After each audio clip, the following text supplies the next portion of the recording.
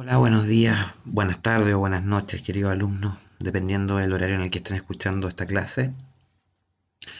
Les habla el profesor Claudio Carvajal y vamos a hablar un poco del diagnóstico diferencial del dolor anterior de rodilla, clase que está basada en la original del profesor Edison Pacheco y que presenta algunas modificaciones pequeñas agregadas por mí.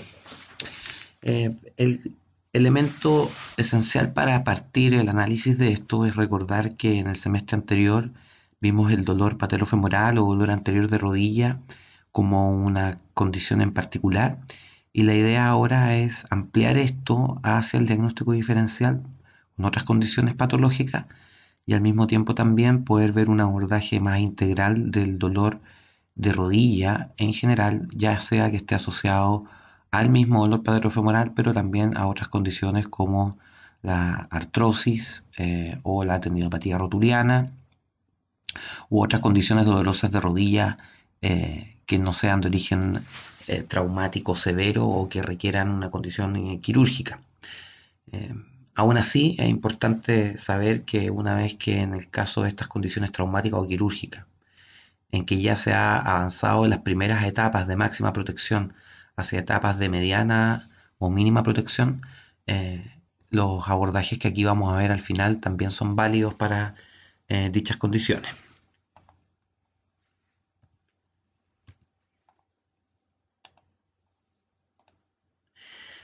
Bueno, partiendo con la epidemiología del dolor de rodilla, en general, depende aquí mucho de cuál sea la referencia a la que uno quiera recurrir. ¿Ya? En general, la patología de rodilla asociada a los traumatismos nos van a presentar condiciones como patología meniscal o patología ligamentaria, aparte obviamente de la patología ósea. Y estas condiciones de ligamento y de menisco abarcan siempre rangos importantes de la condición patológica, ya que la rodilla es una articulación intermedia del miembro inferior y que siempre está sometida a estrés, sobre todo en los deportes que implican contacto, cambio de dirección o terrenos de adherencia variable. La lesión del ligamento colateral medial, cuya principal forma de disrupción es el traumatismo en valgo, ocupa uno de los primeros lugares. Luego los dolores anteriores en el entorno de la patela, incluyendo la tendinopatía del tendón rotuliano, estarían en segundo lugar. Luego tenemos las lesiones del ligamento cruzado, las patologías meniscales y ya en menor instancia y con menor frecuencia las patologías del ligamento colateral lateral y del ligamento cruzado posterior.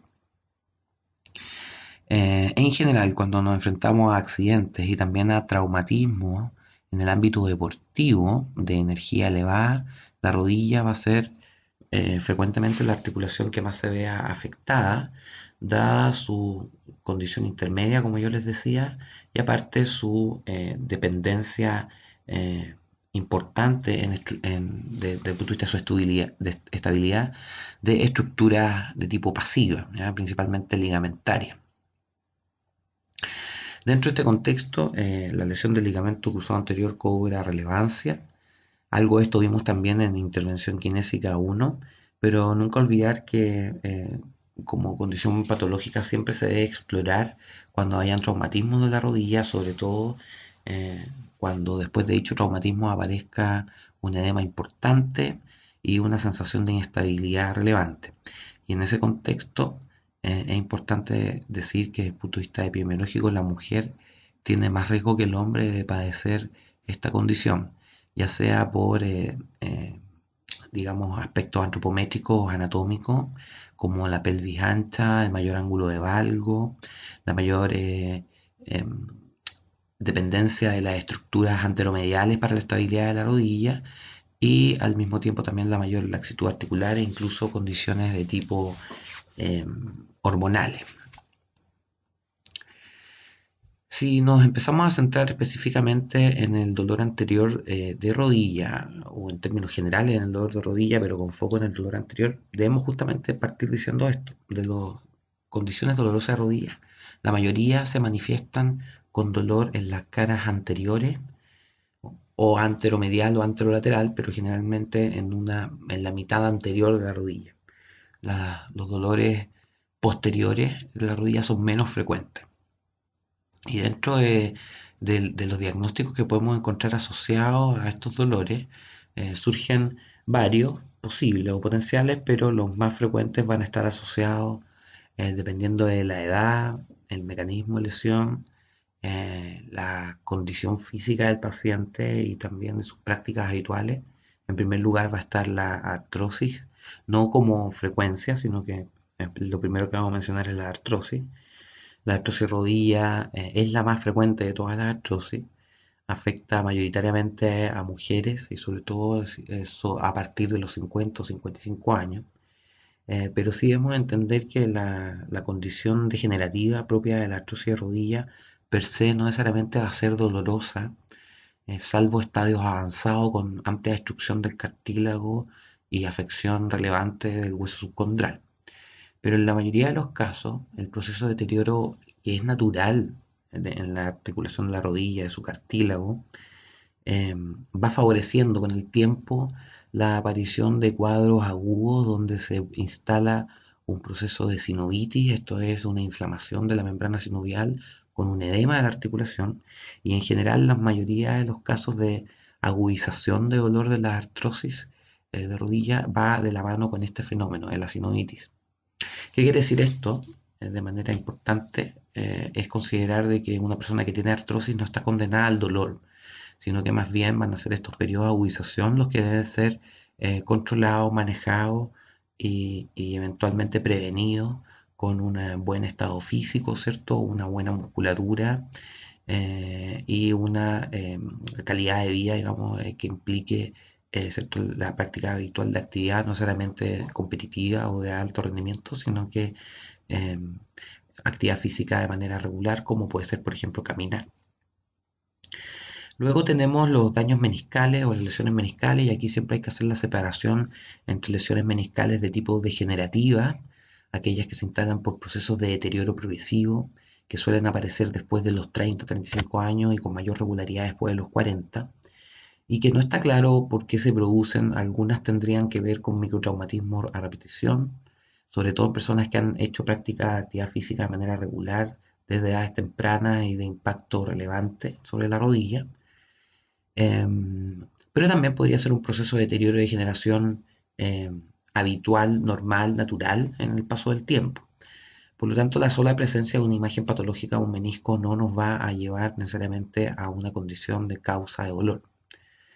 En estos casos, el kinesiólogo deberá tener la suficiente capacidad valorativa y evaluativa para hacer la discriminación. Y el otro grupo de patologías meniscales son aquellas que se instalan por un mecanismo traumático, donde en general se van a producir roturas meniscales. Y estas roturas van a tener algunas características que nos van a permitir a nosotros, dentro del ámbito de nuestro examen clínico, poder con mayor certeza llegar a la conclusión de que efectivamente estamos enfrentando una condición dolorosa que proviene de esta lesión meniscal. En general, una condición de lesión meniscal aguda traumática va a estar asociado a una instalación de un edema de la rodilla, más bien tardío, después de 8, 12 o hasta 24 horas se instala el edema. Hay un mecanismo de instalación clara que es un traumatismo que implica necesariamente la rotación con carga, o sea, la rodilla se torsiona estando con carga. Y nos va a orientar a una mayor certeza diagnóstica cuando este edema con este mecanismo de lesión se acompañen de chasquido y eventualmente de bloqueos articulares. En la medida en que estos factores, chasquido y bloqueo articular, no estén presentes, eh, y que estos dolores articulares se presenten de manera más bien inespecífica y no en los rangos extremos, que es como suele ser más habitual, esto es en la flexión profunda o en la hiperextensión de rodilla. Entonces la posibilidad de que ese dolor de rodilla provenga de la patología meniscal va a ir disminuyendo. Em, Eso en contexto del daño meniscal. Respecto a las lesiones del ligamento cruzado anterior, algo se habló en intervención 1 y aquí no voy a ahondar más. Y sí, respecto a la lesión del ligamento colateral medial, algo habíamos dicho ya. una patología relativamente frecuente en la rodilla, cuyo principal mecanismo de lesión es el valgo.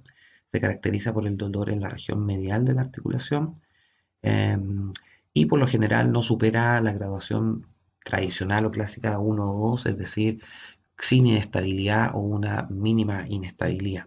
Es una lesión en general de curso simple, de fácil abordaje kinésico, que tiende a evolucionar positivamente y que rara vez, solamente en lesiones a repetición o de alto impacto, nos van a llevar a una inestabilidad importante de la articulación, eventualmente a un proceso de degeneración, engrosamiento y eventualmente osificación del ligamento colateral medial. La otra condición dolorosa frecuente de la rodilla de tipo sindromática es lo que se denomina el síndrome de la banda iliotibial, que corresponde a un dolor en la cara lateral de la rodilla, frecuente en la práctica deportiva asociada al trote, y esto puede ser en runners o también puede darse en actividades deportivas como el fútbol o el básquetbol. Presenta cierta correlación con las superficies más bien duras o rígidas, más un impacto a repetición. Y se ha visto que hay algunos factores de riesgo para padecerla, por ejemplo, la presencia de lo que se llama el cross gait, que es básicamente el trote con pierna cruzada, una condición de poco control neuromuscular proximal, es decir, desde la cadera, y un déficit, digamos, en la flexibilidad de los componentes tanto proximales como distales de la rodilla, es decir, de la musculatura proximal de la rodilla, cuádriceps isquiotibiales, incluso más proximal aún, como podría ser la musculatura asociada a la banda iliotibial, como glúteo mayor y tensor de la fascia lata, y también a la distal de la rodilla, principalmente la musculatura de gastrocnemio y sóleo. Este síndrome corresponde a un proceso más bien inflamatorio y de engrosamiento de la banda iliotibial. En algunos casos se han logrado identificar la presencia de una potencial bursa que podría estar aumentando de volumen, pero también hay estudios que han mostrado que no hay una relación con la bursa. Y por lo tanto ahí no hay mucha claridad, pero sí se sabe que este mecanismo regular y de pobre control en la rodilla va generando una sobredemanda en la parte distal de la banda iliotibial en su tránsito por la región del cóndilo lateral y el epicóndilo lateral, y que es bastante doloroso, pero que en general tiene un buen curso si es que es abordado a tiempo. Respecto de los isquiotibiales, en general esto lo podemos ver desde dos perspectivas. Uno es de la perspectiva traumática, básicamente el grupo isquiotibial, el grupo muscular que más frecuentemente se desgarra en el cuerpo humano y en particular el bíceps femoral, eh, y generan dolor, digamos, en el muslo por posterior o por posterior lateral. Pero también sabemos que los músculos isquiotibiales tienen una tendencia a facilitarse, a aumentar su tono, sobre todo en condiciones dolorosas, protectoras de la rodilla, y podrían ser causante indirecto al estar aumentado en tono de dolores de rodilla. Incluso se considera que puede ser uno de los causantes del dolor patelofemoral en algunos papers, o que podría estar asociado al mismo, si bien esto es una visión, digamos, solamente asociativa y no necesariamente causal. Ahora, si nos centramos en los dolores anteriores de rodilla, y si previamente hemos descartado las condiciones que previamente mencionamos, lo más probable es que nos enfrentemos ante una disyuntiva que conduce hacia dos posibles diagnósticos, ¿ya?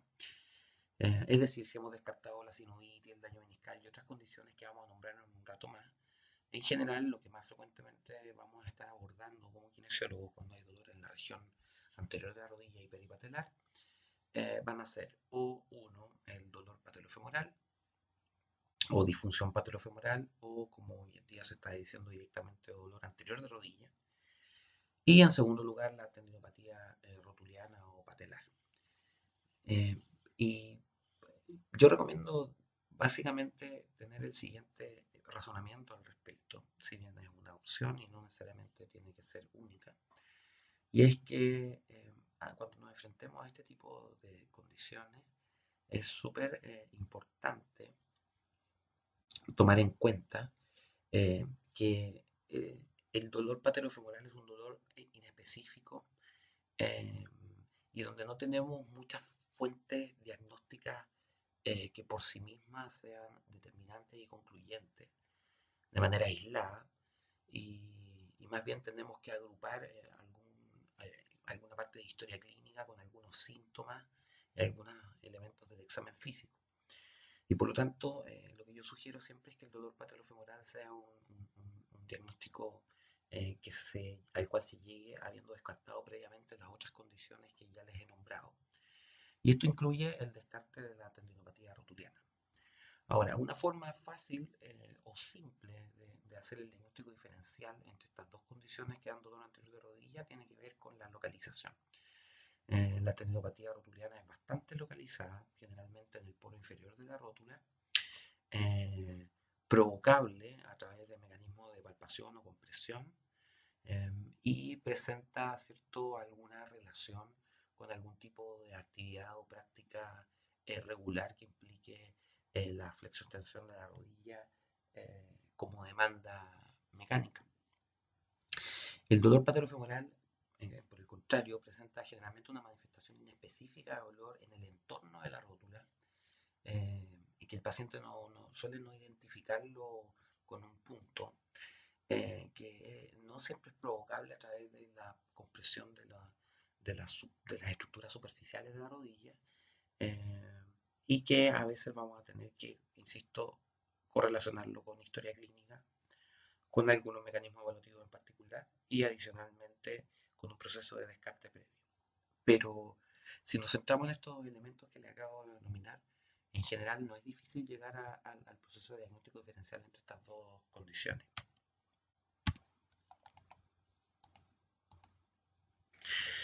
Ahora, aquí yo hice una tabla con yo diría que con casi todas las patologías que un kinesiólogo en general va a tener que enfrentar de dolor de rodilla, y la verdad es que la mayoría de estas son poco frecuentes, pero requieren de alguna manera la determinación ¿cómo se llama?, de su presencia, eh, a través de algún tipo de método diagnóstico, ya sea de examen físico o imagenológico, pero en general, de alguna manera, esto es todo lo que nosotros debemos tener en consideración dependiendo de los factores topográficos asociados al dolor. Dicho de otra forma, una forma fácil de hacer una distinción es separar primero el lugar donde se encuentra el dolor. Eh, de esta manera podríamos separar la rodilla en una especie de 4 cuadrantes: uno anterior, uno mediano, uno lateral y uno posterior. Y si nos vamos al dolor anterior, en general, las principales dos causas, yo les decía recién, son el dolor patelofemoral y la tendinopatía rotuliana, y entre ambas pueden abarcar a veces sobre el 45-50% de los dolores, y si descartamos los traumatismos y los antecedentes eh, inflamatorios o traumáticos de la rodilla, podemos llegar hasta el 80-85% de las causas de dolor anterior. Hay otros elementos que pueden dar dolor anterior de la rodilla. Uno es la jofitis, que es la inflamación del paquete graso que se encuentra detrás del tendón rotuliano, y que en general, al ser un anexo al tendón, de alguna manera presenta mecanismos de lesión equivalentes. La jofitis en sí es difícil de diagnosticar, requiere por lo general una corroboración a través de una resonancia nuclear magnética que demuestra que la jofa está en un proceso inflamatorio o hiperlúcido en la imagen, y requiere principalmente el diagnóstico diferencial de la tendinopatía rotuliana, ¿ya?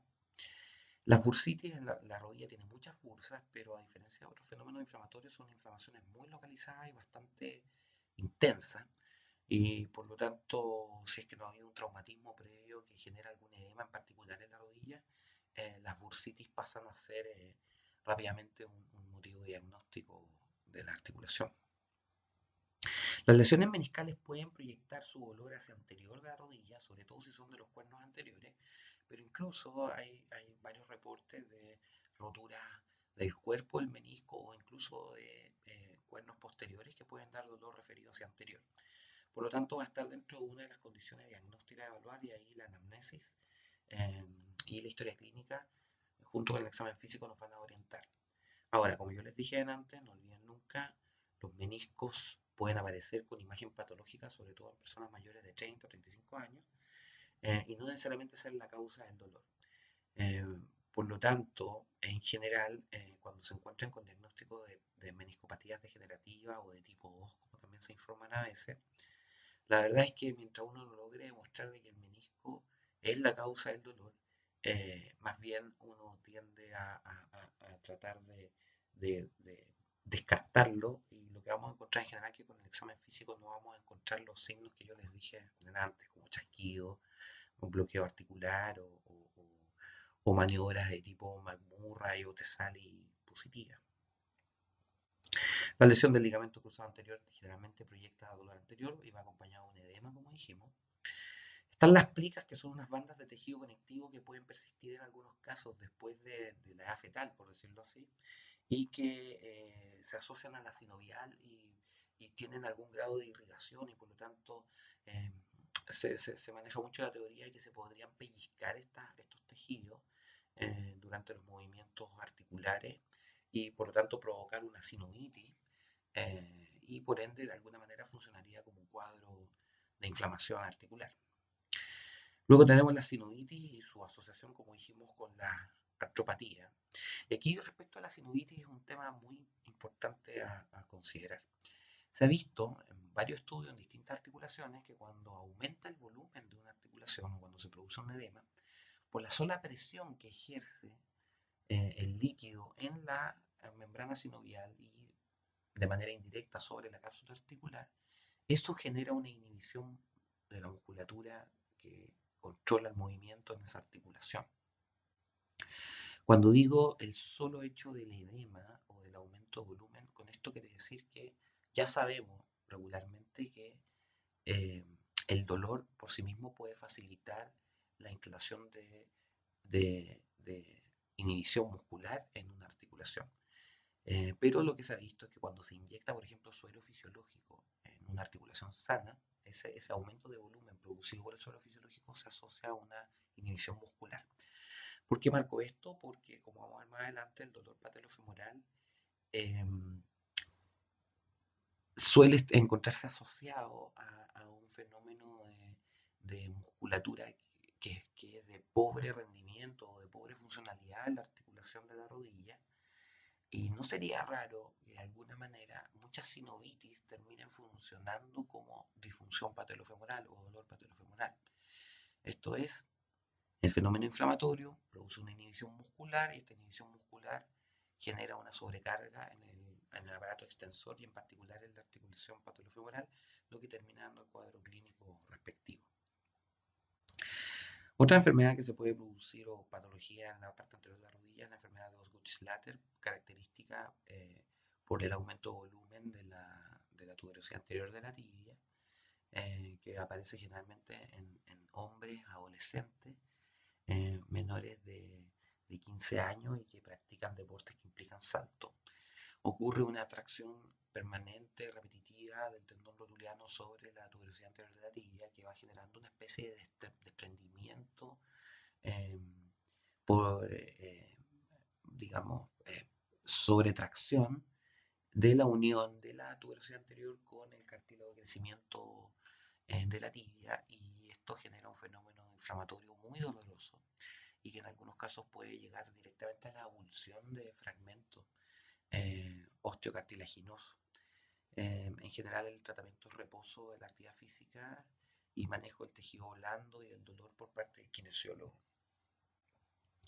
Bueno, la cadera puede referir dolor a la parte anterior de la rodilla, se sabe esto. En general, condiciones sobre todo de tipo articular en la cadera suelen dar dolor referido a la cara anterior del muslo, y esto puede abarcar incluso hasta la parte anterior de la rodilla. El ejemplo más típico es la artrosis de cadera.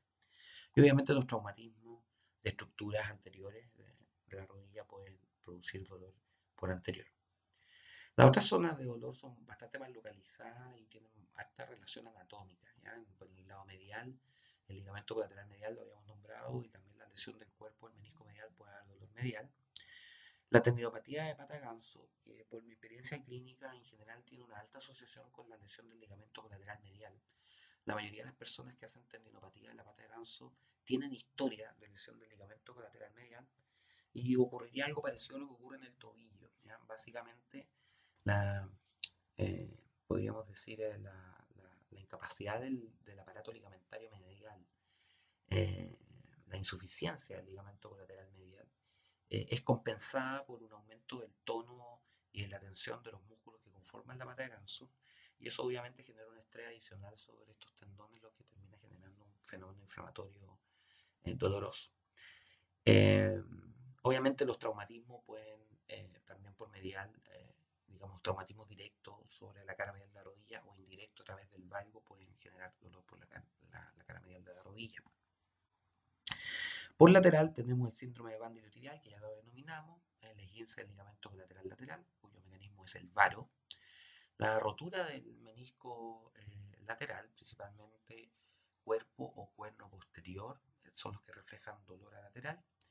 Y eventualmente algún tipo de lesión sobre el nervio fibular, ya sea traumática o a veces un aumento del estado de tensión de este nervio, lo que lo puede facilitar generando dolor generalmente alrededor de la cabeza de la fíbula. Eh, También por lateral podría, o por posterolateral podría expresarse los dolores asociados a los desgarros isquiotibiales del bíceps femoral y obviamente los traumatismos. Y finalmente el dolor posterior de rodilla, que no es frecuente, pero que es una condición que puede estar presente, mucho menos frecuente que el dolor anterior. Eh, en general yo diría que es bastante confuso para el proceso de asociación con algún tipo de condición patológica estructural, ¿ya? Se sabe que los cuernos posteriores meniscos pueden dar dolor referido a posterior, pero también se sabe, y hay estudios que han mostrado que puede referirse hacia anterior. Hay por ahí un estudio que mostró que los dolores patelofemorales, 2% se refleja hacia posterior y por lo tanto es un elemento a considerar. El quiste de Baker, que es un diagnóstico muy frecuente imaginológico, la verdad es que si uno no logra demostrar de que es causante de dolor, por lo general yo lo que recomiendo es ignorarlo. Ya mucha gente tiene quiste de Baker, que es un aumento del volumen del saco articular, por decirlo, por posterior, generando una especie de quiste en el triángulo popliteo. Y este quiste, a menos que sea muy voluminoso, no tiene la capacidad de generar síntomas. ¿Ya? Y también desde el punto de vista kinésico, muy poco lo que podemos hacer con un quiste de Baker. Ya tratar de manejar el dolor, un poco el tejido blando y las capacidades de tolerancia al estrés de la rodilla, pero directamente sobre el quiste no tenemos mucho que hacer. De hecho, cuando son quistes voluminosos y muy dolorosos, generalmente el problema se resuelve cuando el quiste se revienta solo. El nervio tibial, que pasa también por el centro del agujero, o sea, perdón, el triángulo popliteo, puede ser una zona que produzca dolor, aunque es raro que, como siendo una rama del ciático, que genere dolor exclusivamente posterior de la rodilla. Por lo general, cuando está afectado el nervio tibial, vamos a encontrar dolor en la cara posterior del muslo y referido hacia el posterior de la pierna, incluso hasta la región posterior del tobillo. Eh, el edema y sinovitis en general da dolor anterior, pero en algunos casos, si es que hay algún grado de laxitud de la cápsula posterior, se puede generar una especie de, de digamos, de acumulación de líquido posterior y dar el dolor a posterior, pero no siempre es la causa primaria que uno va a sospechar. Y podemos tener algún tipo de patología venosa, digamos, o de retorno venoso que puede dar dolor posterior de la rodilla. Es muy importante hacer el diagnóstico diferencial con la trombosis venosa profunda y ante cualquier dolor posterior de la rodilla, con cambios en el volumen de la extremidad inferior o con pacientes con antecedentes de trombosis venosa, de cirugía reciente, de varices, etc. En general lo que yo recomiendo es que si no tenemos certeza sobre el diagnóstico, mejor lo derivemos para que se haga el descarte. Ahora, centrémonos en las dos condiciones que ya les definí de manera bastante lata, ¿cierto? En el caso de la articulación patelofemoral, yo diría que actualmente no hay un acuerdo, ¿ya? Eh, yo diría que la tendencia que aún está marcada en la mayoría de las publicaciones va orientada todavía a la relación anatomomecánica y funcional de la articulación patelofemoral y que alguna disfunción en esta relación podría estar siendo el factor relevante.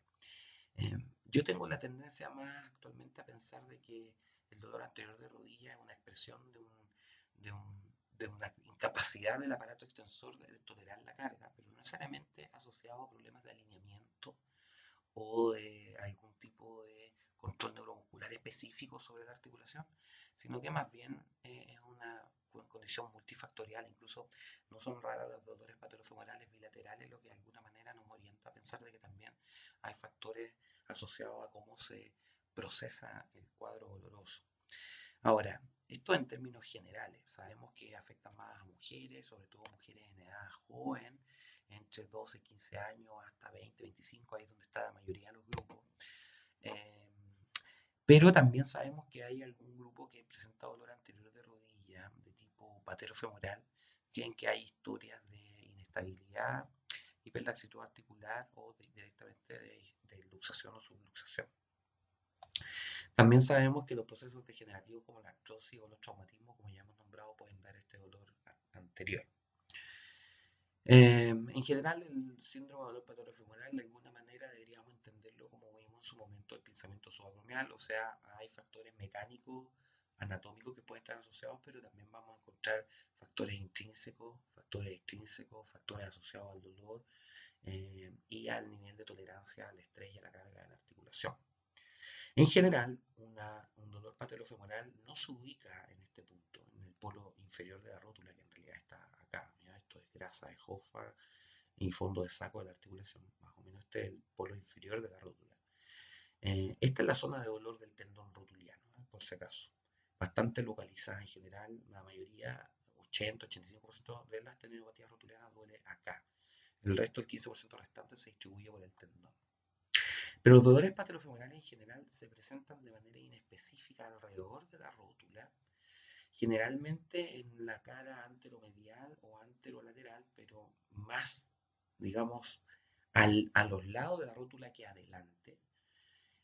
Y rara vez, digamos, hacia el muslo o hacia otra zona. Por lo tanto, el paciente va a tender a hablar de un dolor inespecífico. Si tú le preguntas dónde le duele, no lo puede describir bien. Yo siempre hago esta pregunta en clínica y decirle, ¿usted siente que le duele detrás de la rótula? Y el paciente suele decir que sí. Ya el paciente siente el dolor como no, no, no en la parte posterior de la rodilla, sino que como que estuviera inmediatamente detrás de la rótula. Esa es la zona que el paciente refiere. Algunos factores propios del paciente intrínseco van a tener que ver con su nivel de flexibilidad, sobre todo de la cadera. Se ha visto que las personas que tienen déficit en la extensión de la cadera tienen más riesgo de tener dolor patelofemoral. Y también pacientes que tienen algún tipo de problema de flexibilidad en la musculatura isquiotibial. La hiperlaxitud también se ha encontrado asociado, y esto es una condición que no podemos manejar sino indirectamente a través del tono muscular. El pobre alineamiento del ángulo Q cada vez van perdiendo más terreno. De hecho, ya hay estudios directamente que llaman a no medir el ángulo Q como un factor de riesgo, pero todavía el mal alineamiento algunos lo consideran un factor de riesgo, principalmente porque ante situaciones muy demandantes, como por ejemplo correr una maratón, por ejemplo, este ángulo podría de alguna manera sobrecargar la articulación. Sí sabemos que hay una alta relación con la debilidad muscular, principalmente del cuádriceps y secundariamente los músculos abductores y rotadores externos de la cadera, esto es musculatura glútea. Y también alguna especie de balance muscular interno del cuádriceps, lo que se ha logrado medir con electromiógrafo, pero que no necesariamente van a encontrar una relación directa con el dolor. De hecho, algunos dicen que el desbalance muscular que se ha encontrado en estos pacientes quizá es más bien una respuesta ante el dolor y eventualmente ante una sinovitis, más que directamente la causa del cuadro clínico. Algunos elementos que se han encontrado entonces, algunos llaman a estos síndromes de mal alineamiento. Yo la verdad es que estoy llamando cada vez más a que vayamos abandonando este concepto porque si bien hay una asociación entre mal alineamiento y dolor anterior de rodilla, la verdad es que la mayoría de las personas que tienen mal alineamiento no tienen dolor anterior de rodilla y también vemos un grupo muy importante de personas con dolor anterior de rodilla que no tienen problemas de alineamiento. Ahora, este mal alineamiento lo podemos siempre ver desde dos perspectivas, dinámico o estático. Cuando hablamos de mal alineamiento estático, es decir, genuvalgo o ángulo Q, la verdad es que yo diría que es poco relevante. Sí pareciera haber en algunos estudios una pequeña mayor asociación con malos alineamientos dinámicos, es decir, cuando al paciente le pedimos que haga un squat, una sentadilla unilateral o bilateral, es decir, con apoyo de un pie o de ambos pies. Podríamos encontrar de alguna manera algún tipo de variación en el ángulo durante el descenso, o cambios violentos en el recorrido articular. Pero en general lo estamos haciendo en tu paciente que ya tiene el dolor, entonces es muy difícil en el examen clínico saber si lo que estamos observando es consecuencia o la causa. Por lo tanto, si bien podemos encontrarlo como un hallazgo en algunas oportunidades, la sugerencia es en realidad a no concentrar los esfuerzos en cambiar este alineamiento porque en general no lo vamos a poder cambiar. Ya les decía yo, algunos estudios han mostrado una relación alterada entre el vasto medial y el vasto lateral, pero esto pareciera ser más bien una consecuencia, y esta consecuencia sería que el vasto medial en su porción oblicua no tendría una buena activación desde el punto de vista neurofisiológico, pero esto, insisto, se cree cada vez más que tiene que corresponde más bien a una respuesta inhibitoria, protectora ante el dolor y o edema. ¿Ya? Y por lo tanto, de alguna manera, este problema a nivel central, digamos, que tiene que ver ¿cómo se llama? Con cómo el cerebro genera la activación muscular eh, a nivel cortical, ¿cierto? Básicamente aquí surgiría el problema y obviamente esto significaría que los impulsos nerviosos que le dan la orden a los músculos para activarse terminarían generando esta relación pobre entre vasto lateral y vasto medial oblicuo, pero, insisto, dentro de un contexto protector de la rodilla, inhibitorio, post-dolor y no necesariamente causante. ¿Ya? Esto se refleja básicamente como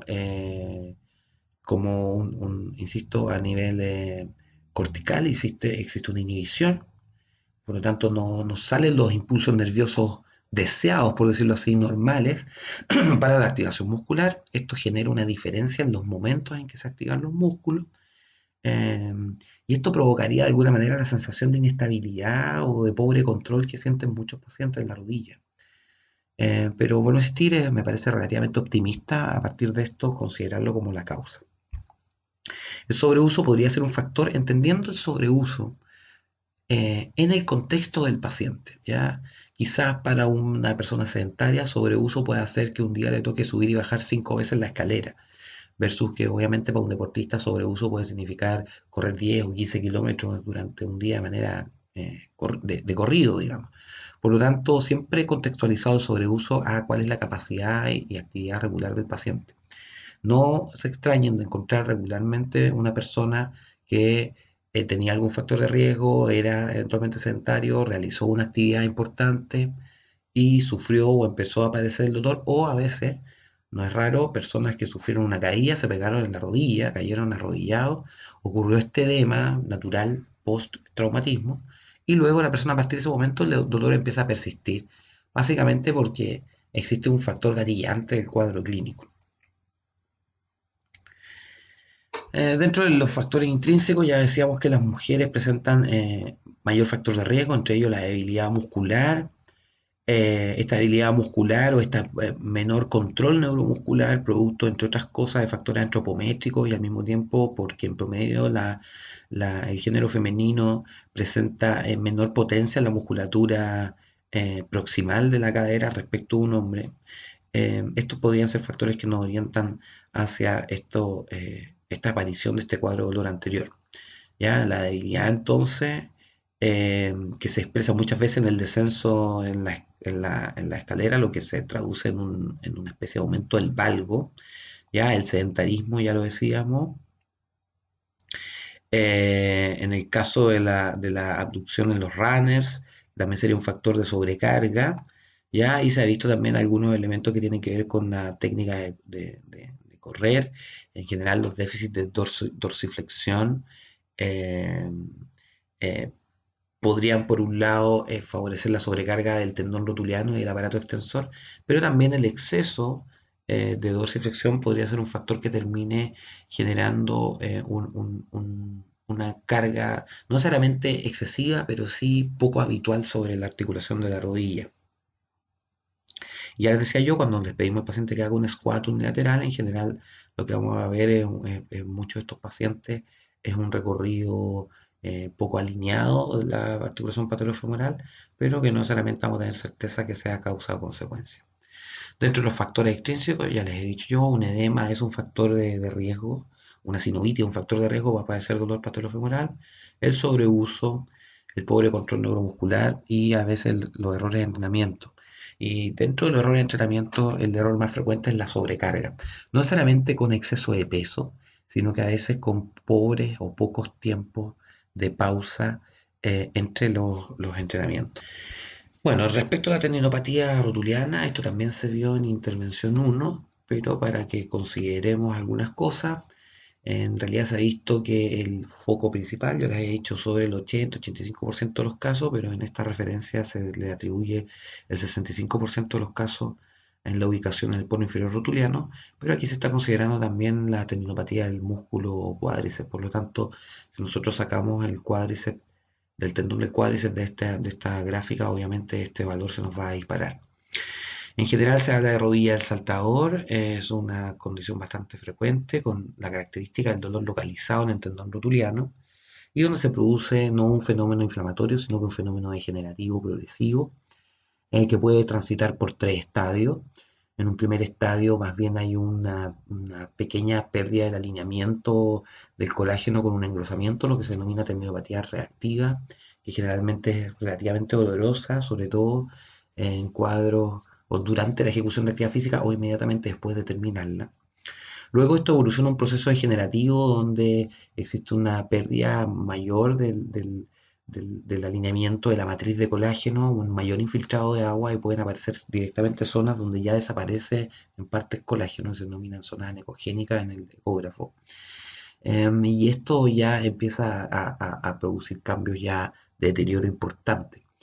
Y en este proceso intermedio que se denomina deterioro del tendón o ¿cómo se llama? Tendon disrepair, como se dice en inglés, estamos en un tránsito hacia un proceso degenerativo mayor que puede llegar a ser irreversible. Y cuando ya estamos directamente en tendinopatías degenerativas instaladas, donde vamos a encontrar directamente zonas de irrupción dentro del tendón, un gran volumen, una pobre calidad de la matriz colágena. En estos casos vamos a tener ¿cierto? Una capacidad del tejido tendíneo para tolerar estas cargas eventualmente disminuida. Sin embargo, lo que uno ve en la práctica clínica es que estos cuadros dolorosos de tendinopatía rotuliana no necesariamente tienen una correlación con el estado de la estructura y de hecho la visión actual de tendinopatía rotuliana comandada por la doctora Jill Cook y otros colaboradores australianos con los que ella investiga, Bonnie Río, Peter Maliaras, Craig Burdan, son autores en esta línea. Básicamente se suele ver la tendinopatía como tres dimensiones o en tres dimensiones distintas, hasta la dimensión estructural, que pareciera ser cada vez menos relevante la dimensión del dolor, donde existe de alguna manera una sensibilización a nivel de la rodilla por un cuadro de sobrecarga. eh, y luego tenemos el tema del control motor y de la carga, ya que yo diría que ese es el fenómeno más relevante. O sea, cómo distribuimos la carga en ese tendón, cómo la musculatura es capaz de desarrollar la fuerza necesaria para proteger, pero al mismo tiempo mantener activo ese tendón, cómo dosificamos los distintos periodos de carga o entrenamiento y actividad física de los pacientes. Y esa probablemente sea la clave dentro de cómo se maneja hoy día una tendinopatía rotuliana, o sea, cómo distribuimos la fuerza, las cargas, más que intentar buscar directamente un cambio a nivel estructural. Bueno, ¿qué vamos a encontrar en general en una rodilla dolorosa? Ya lo hemos dicho. Siempre primero vamos a descartar cadera cuando estemos ante un problema de rodilla dolorosa. Y en ese contexto, pruebas como SCUR, Faber o FADIR nos van a ayudar rápidamente a hacer un screening de cadera, ¿ya? Por suerte no es lo más regular y frecuente, ya que el dolor de rodilla provenga de la cadera. De hecho, si vemos en este cuadro, directamente solo un 2% de los pacientes presentan dolor directamente anterior de rodilla cuando hay un problema en la cadera. Sin embargo, ¿cómo se llama? Lo que vamos a encontrar habitualmente son dolores más bien desde la cadera referidos a la cara anterior del muslo. No existe una correlación, como dice acá, entre la localización del dolor y la localización de la ruptura meniscal, ya lo habíamos dicho. Ya el trauma por fuerza generalmente nos va a llevar más hacia la lesión ligamentaria, siendo la fuerza en valgo causante de lesiones del colateral medial y las en varo del colateral lateral.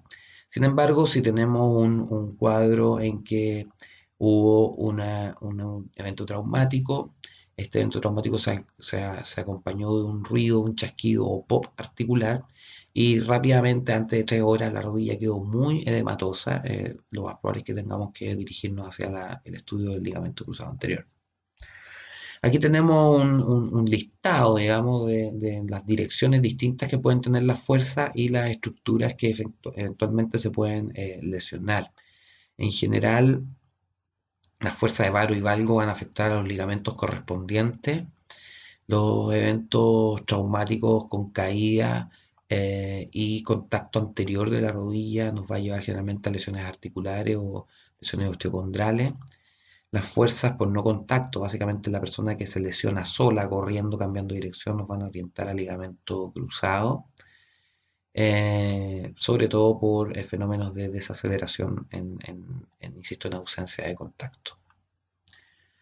Acá otra tabla que resume lo mismo, cómo las fuerzas de contacto y no contacto nos van a llevar a distintas lesiones ligamentarias, pero si tenemos rotación, ojo con eso, siempre explorar el menisco, sobre todo si es compresiva, y también ojo si el fenómeno ocurre más o menos a los 20 grados con una contracción importante del cuádriceps, lo que nos puede orientar a la subluxación, algo que en todo caso es bastante fácil de identificar por la disposición anatómica errante de la rótula.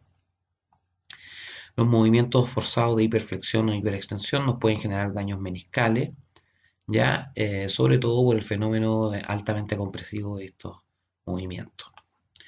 Ahora, como ya saben ustedes, siempre vamos a tener que buscar banderas rojas, la fiebre, el dolor nocturno que nos refiere, que nos remite, perdón, que nos puede orientar hacia tumor, otro tipo de sintomatología bilateral, sobre todo si se acompaña de parestesia o dolores más bien difusos o de debilidad de las extremidades inferiores que nos pueden orientar más hacia un problema de tipo neural.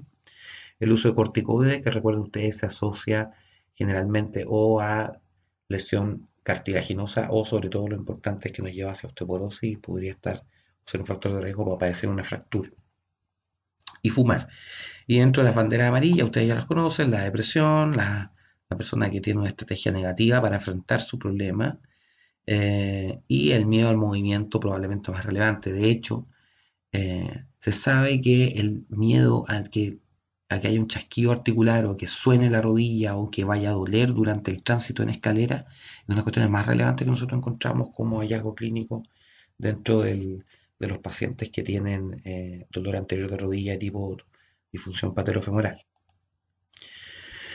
Ya sabemos las banderas rojas, esto no voy a ahondar mucho, el traumatismo, los cambios de temperatura que nos pueden orientar a algún tipo de infección y los dolores que pueden venir referidos de otra articulación, lo que nos va a tener que orientar hacia el descarte en otras zonas, incluyendo, por ejemplo, los tumores. ¿Ya? También lo dijimos, la hiperlaxitud articular, que se mide a través del score de Beighton, nos va a orientar hacia un posible cuadro de dolor articular de tipo patelofemoral o dolor anterior de rodilla. Hay un alto riesgo en estos pacientes, sobre todo por la hiperextensión de la rodilla. Y no es raro que estos pacientes presenten el síndrome de hiperlaxitud articular, que se caracteriza porque, aparte de la hiperlaxitud, vamos a encontrar dolor en 2 o 3 o más articulaciones. Ahora, dentro del criterio imagenológico, el criterio Ottawa para la radiografía de rodilla está orientado principalmente al riesgo de fractura, ¿ya? Que es lo que podemos descartar mediante una radiografía.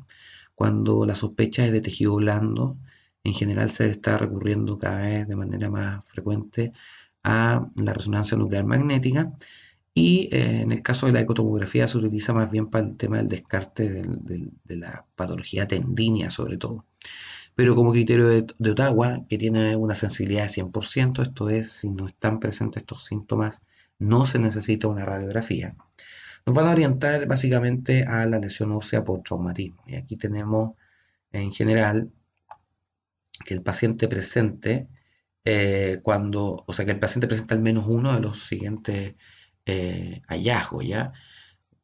Frente a un traumatismo de rodilla. Digo eso y lo recalco. No es que cualquier paciente de 55 años haya que sacarle una radiografía, sino que cuando hay un traumatismo. La edad sobre 55, que puede orientarnos a fractura en hueso patológico. El dolor específico a la palpación o a la compresión sobre la patela que aparece después del trauma y que no estaba antes. Lo mismo si es que es en la cabeza de la fíbula, el dolor a la compresión de la cabeza de la fíbula. La incapacidad de poder flexionar la rodilla por sobre 90 grados luego de que se instaló el trauma. Y obviamente la incapacidad de apoyar el peso del cuerpo sobre el suelo, digamos, o apoyar el pie en el suelo por 4 pasos consecutivos. Ahora, ¿cuáles son los criterios para sospechar artrosis en la rodilla? En general, de estos 6 hallazgos, el paciente debería tener al menos 3 de estos, siempre siendo uno de ellos el dolor de rodilla. O sea, primero, para que estemos ante un cuadro clínico de artrosis, tiene que haber dolor de rodilla, ¿ya? En segundo lugar, si el paciente tiene más de 50 años, la rigidez matutina probablemente el más relevante. Eventualmente crepitaciones que pueden tener otras causas como lesiones meniscales o digamos, el dolor puede, o sea, el ruido puede provenir de la mera interacción del complejo extensor patelofemoral. Hay dolor a la palpación en el entorno de óseo de la interlínea articular, básicamente lo que estamos palpando en la práctica es la sinovial. Y muy importante esto último, la falta de calor. Recuerden que el calor puede ser indicador de un fenómeno inflamatorio de tipo reumático o de tipo infeccioso. Y si estos 6 criterios el paciente presenta 3, uno de los cuales tiene que ser el dolor de rodilla, por supuesto, vamos a estar entonces ante la sospecha de una artrosis. Respecto al tratamiento, en general, lo que se está usando harto ahora es clasificar a los pacientes en base a, en el caso de la rodilla, a 4 grupos en particular. Un grupo es el del el paciente en que el dolor es lo más relevante, es un paciente altamente reactivo y probablemente ustedes ya van a saber cómo manejarlo, lo sospechan, en base a lo que hemos estado viendo en las condiciones anteriores. Luego tenemos un segundo grupo donde la movilidad es el problema relevante y vamos a encontrar rigidez articular y esto puede ser rigidez postquirúrgica, rigidez postraumática o rigidez de tipo degenerativa artrósica o a veces una rigidez progresiva de causa desconocida. En esos grupos la movilidad va a ser el factor relevante del manejo kinésico, lo que no significa, importante esto, que los otros haya que tener que eliminarlo, descartarlo. Luego tenemos aquel paciente que hay que modificarle o cambiarle la actividad o protegerlo directamente la actividad y aquí tenemos aquel grupo del postraumatizado o postoperado, que obviamente no va a poder hacer la actividad libremente en un principio. Pero tenemos aquellos grupos de sobrecarga articular, es decir, aquellos pacientes que la causa de su dolor es la sobrecarga, ya sea por repetición o por carga excesiva, y ahí entran los síndromes endoyotidiales o las tendinopatías rotulianas, y en esos casos vamos a tener que modificar la actividad. Y por último tenemos aquel grupo que se va a ver beneficiado directamente del ejercicio del acondicionamiento y aquí van a entrar los pacientes con obesidad o los pacientes con artropatías degenerativas. Los vamos a ver en detalle más ahora en adelante. Respecto del grupo que padece dolor, muy importante, aquel grupo que el dolor es lo más relevante, vamos a tener en escala visual análoga o en escala numérica valores altos, en general sobre 7. Y en estos casos la estrategia siempre va a ser primero el abordaje biopsicosocial educativo para intentar bajar la ansiedad, la angustia que provoca el dolor y adicionalmente el manejo con terapia manual articular de baja intensidad, generalmente movilizaciones rotulianas, distracciones tibiofemorales como principales elementos de manejo, que cosa que ya hemos visto antes. Luego tenemos el grupo donde la movilidad es el principal problema, ya les dije, rigideces de distinto tipo y eso ellos se van a ver ellos se van a ver beneficiados tanto de los movimientos activos hechos por ellos, por ejemplo bicicleta, caminata o automovilizaciones, como de los movimientos pasivos que podamos hacer nosotros, pero en este caso la terapia manual tiene que ser un poquitito más agresiva, o más intensa en su ejecución. Siempre va a ser útil eliminar la restricción de origen muscular, por ejemplo, en el caso de la rehabilitación de la cirugía de rodillas, siempre vamos a encontrar una alta protección de parte de los isquiotibiales y por lo tanto los estiramientos de estos músculos pueden ser relevantes. Dentro del grupo de modificación o protección de la actividad, aquí ya les dije, vamos a tener aquellos que van a estar más bien saliendo de fases de alta protección o de máxima protección de tipo postquirúrgica postraumática. Vamos a tener aquellos grupos donde hay que modificar la actividad principalmente por la sobrecarga de los tejidos circundantes de la rodilla o tejidos blandos periarticulares. Algunos de ellos pueden requerir órtesis desde bastón, rodillera, etcétera. En el caso en que tengamos un problema de exceso de protección, vamos a tener que trabajar mucho la fuerza muscular orientado al control y la estabilidad articular. En los pacientes jóvenes, que son los típicos que tienen estos síndromes que van asociados más bien a modificación, como banda iliotibial o tendinopatía rotuliana, en ellos vamos a tener que manejar más bien desde la perspectiva del sobreuso. Y aquí va a ser muy importante el tema de descargar inicialmente aquellos movimientos que son altamente recargantes sobre la articulación o que son capaces de generar el dolor, y luego de manera progresiva, con dosificación de los pesos, de la frecuencia, de las visitas diarias, o sea, de las visitas al kinesiólogo que no deberían ser diarias, sino que 2 o 3 veces a la semana, ir progresando hacia un fenómeno de eh, evolución positiva asociado a la tolerancia a la carga. Y por último tenemos aquel grupo de pacientes que se benefician del ejercicio del acondicionamiento. Primero, obviamente, no hay que tener niveles de dolor muy alto para poder mandarlo al ejercicio. Y de hecho, todos los pacientes que vayan evolucionando positivamente y que vengan de los cuadros anteriormente denominados, tarde o temprano deben pasar a esta etapa porque ustedes saben que esta es la verdadera intervención que va a modificar en el mediano y largo plazo la condición de esa rodilla.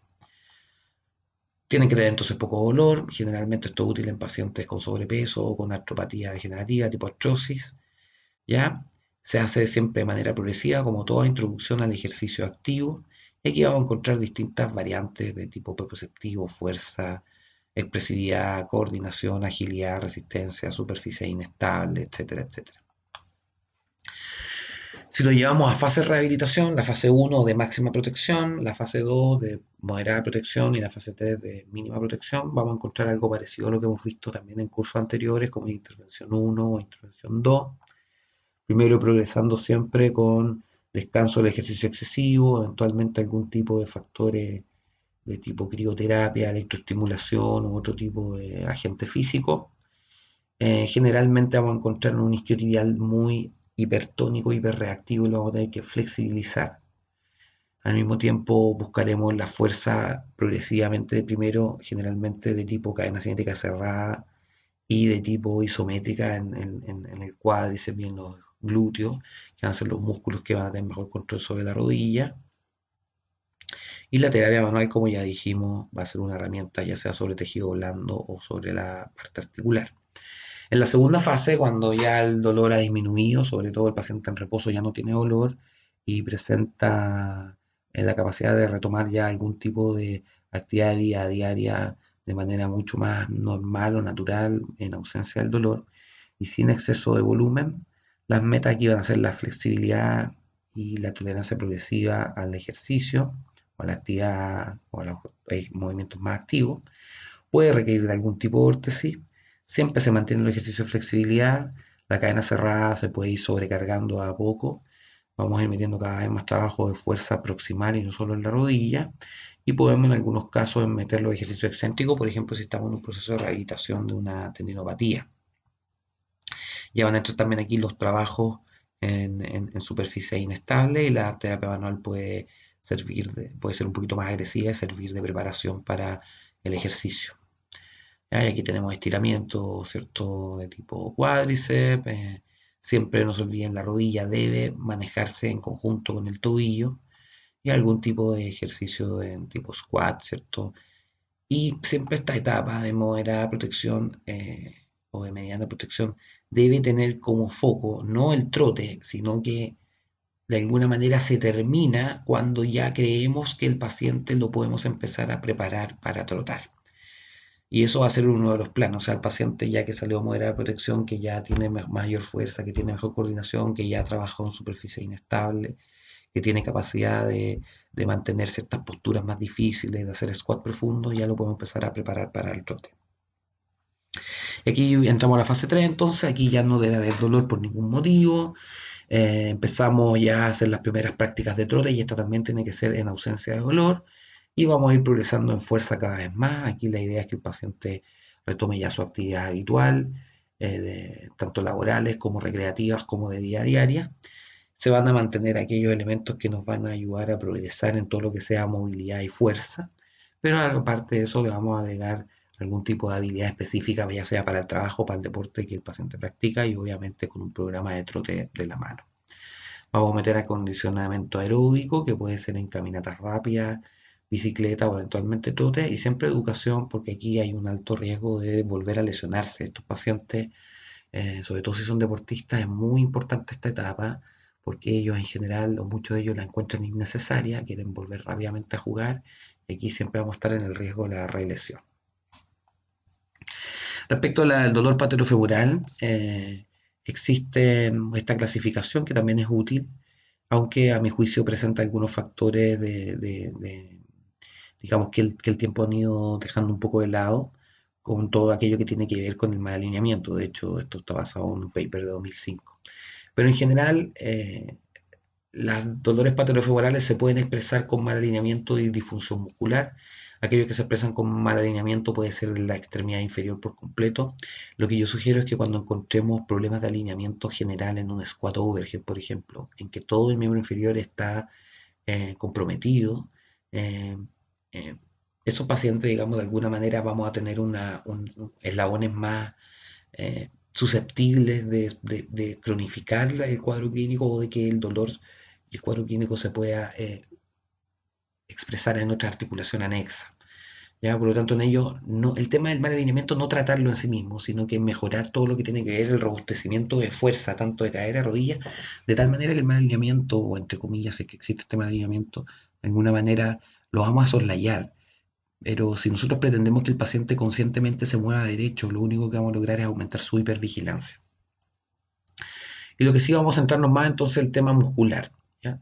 Antiguamente se manejaba mucho el tema de hacer ejercicio específico para el vasto medial oblicuo y estaba este tema que ustedes puede que lo escuchen en su internado con otros profes, de que si trabajábamos en cadena cinética cerrada los últimos 30 grados de extensión, íbamos a hacer un movimiento casi selectivo para el vasto medial oblicuo. Y todo eso es porque un estudio demostró que en esa condición el vasto se podía activar un poquitito antes, en milisegundos, pero desde el punto de vista pragmático eso no tiene ninguna importancia. La disfunción muscular que ocurre en la dolor femoral se sospecha cada vez más que es consecuencia del dolor y o del edema, y por lo tanto nosotros lo que debemos intentar hacer es que toda la coordinación neuromuscular y todos los déficits de fuerza los podamos manejar pensando en que esta respuesta va a ser transitoria, esta respuesta protectora con inhibición muscular. Y por lo tanto nosotros de alguna manera debemos mantener presente permanentemente el sistema extensor de la rodilla de que tiene que generar fuerza. Y obviamente aquí la progresividad va a ser determinante. Por último, nunca se olviden, en varios estudios consecutivamente uno encuentra los déficits de movilidad asociados a dolor patelofemoral, principalmente déficit de extensión en la cadera. A veces puede haber un poquito de tono aumentado de los isquiotibiales de manera protectora, y eso nos va a limitar un poco la extensión de la rodilla y puede quedar una pequeña laguna de rodilla. Y nunca se olviden de explorar la región del tobillo, que también puede estar asociada. ¿Qué pasa con la terapia manual? La verdad es que la evidencia de terapia manual en movilización rotuliana y en movilización de rodilla en general es de tipo B en el corto plazo, o sea, tienes la capacidad de generar alivio de dolor relativamente inmediato, pero no hay una excelente evidencia. Y en el largo plazo la evidencia más bien es contradictoria o de poco peso, ya tanto para el dolor patolofemoral como para osteoartritis o artrosis. De hecho, una de las últimas revisiones que hay, directamente algunos dicen que ya no se debe usar terapia manual en los síndromes de dolor patolofemoral. ¿Qué pasa con las modalidades o agentes físicos o la fisioterapia, si ustedes quieren? En general, se ha visto que la electroestimulación de tipo corriente rusa sobre el cuádriceps podría tener algún efecto analgésico, pero sobre todo si se acompaña simultáneamente una contracción voluntaria y si esta contracción es de tipo isométrica. Sin embargo, si nosotros hacemos ejercicio tipo isométrico sin electroterapia, podemos lograr resultados más o menos equivalentes. Antiguamente la electroestimulación se sostenía como una forma de aumentar la fuerza muscular, pero como sabemos hoy en día que el déficit de fuerza es generalmente inhibitorio, la verdad es que mientras no manejemos el dolor y el edema, no podemos esperar magia a partir de la electroterapia. El frío en algunos casos puede ser analgésico, no siempre. De hecho, en general lo que yo estoy viendo que es más útil es calentar el cuádriceps más que enfriar la rodilla. El ultrasonido la verdad que no tiene ninguna efectividad porque como es un síndrome de sobrecarga o de función alterada, este dolor patologio no hay nada que hacer con el ultrasonido, ¿ya? Así que en general la recomendación es, si va a usar algún tipo de fisioterapia, úsela de manera coadyuvante, pero no tiene ningún efecto beneficioso. El efecto de estas intervenciones se va a ver siempre y cuando vayan acompañados de otros tratamientos. El taping ha sido otra forma de abordar el dolor patelofemoral. Hay algunos taping rígidos, ya el conocido taping de McConnell es uno, y también los taping neuromusculares o elásticos. Y pareciera ser que más que el efecto mecánico, que es lo que se creía en un principio, es decir, que yo iba a corregir la posición rotuliana, lo que se sabe hoy en día es que este taping da una especie de soporte que mejora la confianza del paciente. Tiene algunos factores analgésicos que no podemos desvincularlo de efecto placebo con certeza.